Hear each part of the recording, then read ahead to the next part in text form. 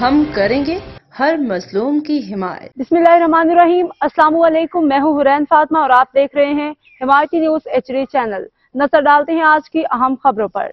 ایپسوس پاکستان نے نیا سروے جاری کر دیا۔ سروے کے مطابق حکومتی پالیسیز پہ پاکستانیوں کے اعتماد میں واضح اضافہ ہوا ہے۔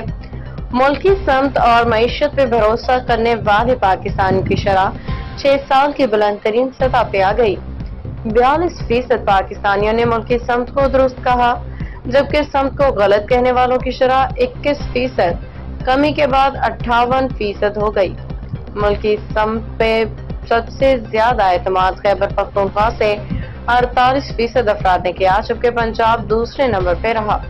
ملکی معیشت کو مضبوط کہنے والوں کی شرح بھی 9% بڑھی اور 29% نے ملکی معیشت کو مضبوط، جبکہ کمزور کہنے والوں کی شرح 15% کم ہو کے 48% پہ آ گئی۔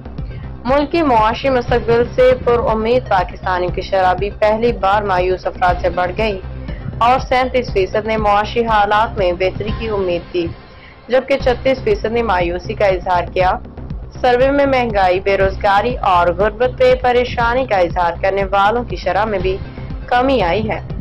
مہنگائی کو بڑا مسئلہ کہنے والوں کی شرح 7% کمی کے بعد 62%، جبکہ بے روزگاری پہ پریشانی کا اظہار کرنے والوں کی شرح 4% کمی کے بعد 57% ہو گئی۔